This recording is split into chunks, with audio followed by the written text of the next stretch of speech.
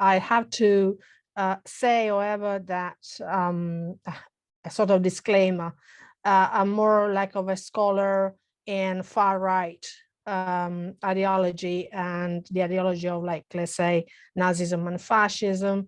Populism, as already my colleagues have stressed more than once, is not or doesn't start in necessarily as an ideology per se, but it's much more of was a political tool that was used at the same time by left, right, center, kind of like political parties. I agree with Marty that the rise of populism that we are having nowadays in politics in the in the West, and not only in the West actually, is very much due to a certain extent to the decline of the political parties, the traditional, the conventional political parties. There is also a kind of like polarization in the society. We have seen it listening to the interesting kind of like contribution of Marco, if I remember correctly the name, that COVID generated, not just in Italy, which is obviously, he talks about Italy as his country, but in the rest of the world, there was quite a lot of polarization regarding COVID measures and COVID rules. Even here in the UK, we had the same kind of like issues, the anti-vax kind of like a movement with all variety of people. Now, to go back to the question whether populism can be considered a sort of like an effect of culture or economics, like for instance, an economical or cultural kind of phenomena, I don't have, this is a $1 million question really to answer to, but I can say that if we are looking at populism, and it is true that we have left-wing populism and right-wing populism. However, it must be actually be said that in the last decades, populism is much more associated to nationalist or sovereignist parties or sovereignist movement rather than to the left counterpart. However, must be remembered that during the Trump, like let's say presidential campaign, there was a candidate on the Democratic side, not Hillary Clinton, but Bernie Sanders, that was very much a good example of left-wing populists within the American context. So populism is also nowadays is becoming more associated to the far right or right-wing kind of like parties and movements, because they are using massively more the methodology that comes with populism to attract the masses. We are living, and I quote Zygmunt Bauman, we are living in a sort of like postmodernist, kind of like post-democratic kind of like a period. We are living in a liquid society as such. So everything becomes fluid in a certain sense. And therefore, as a consequence also, there is this kind of tendency to polarize. Culturally, I've seen earlier when Sabina gave the introduction, you know, what is the word that people usually associate when they hear populism? And this is a question I often ask to my students. So when you hear populism, what is the first kind of like a word that comes into your mind? And they all say, or I would say good 90% of them would actually answer nationalism. So when they see or they hear populism, they think immediately to their parties in their countries, you know, that is openly or overtly kind of like nationalist and therefore center or far right. The people, I think, are very much people as the electorate, as people part of a specific community. They obviously are very much disentangled, like disentangled from the traditional establishment. They don't trust the establishment anymore.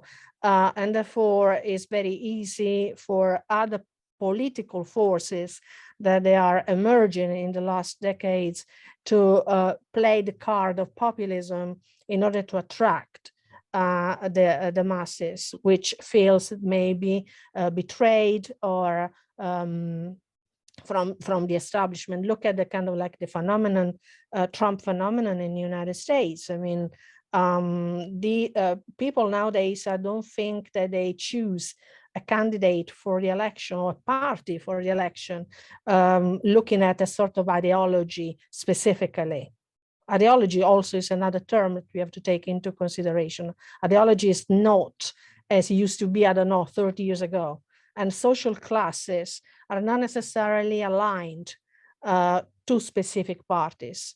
So nowadays you don't have anymore, like let's say working class would vote straightforward without even asking a left-wing party that would represent them. We are not in the 1980s any longer. The Cold War was much sort of a background in defining what people and social classes would actually vote for. Nowadays is a sort of ideology is not so, or at least the term ideology and the concept of ideology also has changed quite a lot. So culturally, people don't necessarily would vote for a specific party because of the ideology. Would vote for a specific party because of the political program. They might find more appealing or attractive, or would mirror more what they are feeling, and they would, let's say, they will identify themselves more in a specific party, but the ideology in many cases does not have much to do with it, at least not the ideology as we conventionally think of. So this is also something that we have to take into consideration. If you look at in Italy, for instance, the recent election of the Brothers of Italy, and the fact that still is, in my in my understanding, it still is the first party in Italy. What it means that Italians all of a sudden became 90%, like let's say, a supporter of neo-fascism? I don't think so. I think that the party supplied certain needs, and on the other side, it must be said that also culturally, the left in many European countries, but also in the United States, has actually lost some of the kind of strength and appeal with the masses. It's not ready to support basically most of the electorate that refers to it. So there's also this kind of detachment when we are looking at the political and social kind of like activism in a specific country. This gives space to other realities to become more appealing and more attractive. And also, don't forget, people are less educated than before. So the kind of judgment also, or the kind of lack of judgment rather, can be very an important element in attracting people towards this kind of populism. And now we associate with the right wing of the political spectrum, so to speak. So culturally, I would say, to sum up, is and a sort of like an exaggeration of the term ideology, or the concept of ideology, or change of the concept of ideology in itself. Political parties, as somebody already said, are losing the kind of appeal and strength in the traditional sense, are losing that. There is a sort of divide between them and us, intended as us the people, them the establishment, which gives strength to alternative form of political activism to become more and more stronger on the territory and attracting more and more people, because they seem to be more practical at the end of the day. So we have also that kind of like situation. People are less and less kind of like educated, and therefore more prone to get into the trap of populism, so to speak. And economically speaking, maybe, I don't really think, but maybe it's me, but I don't think, of course, the economic factor is important. But I do think that besides that, is the society overall, the Western model of society, that is very much changing. And also Marco was mentioning the term democracy, right? I think that also the concept of democracy is changing quite a lot. It doesn't have the same meaning for everybody as it used to. So if a group of, like, let's say, anti-vax, clearly leaning towards the right wing of the political spectrum, let's say far right anti-vax, we'll talk about democracy, it's a completely different understanding from their point of view of the term democracy. And in that case, that is closer to what we think the populism is. So they have a very kind of like a personal understanding of democracy is, and forgive the Greek friends here for my pronunciation, is actually, for in their view, the democracy is actually the demos, is the people. Again, there is this kind of contradiction or contraposition between us, the demos, and the establishment, the elite, that does not necessarily does not necessarily do our interest.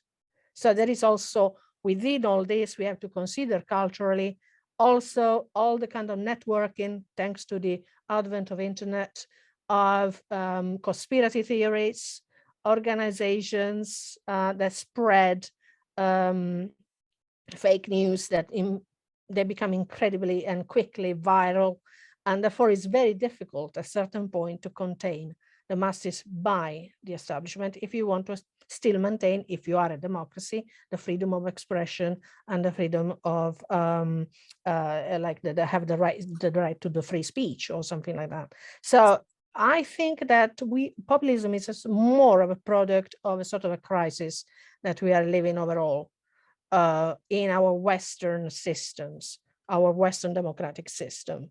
It's not, it's worrying, but the consequence of this is the rising of authoritarianisms, I use the plural, more or less in several countries within the European Union as well.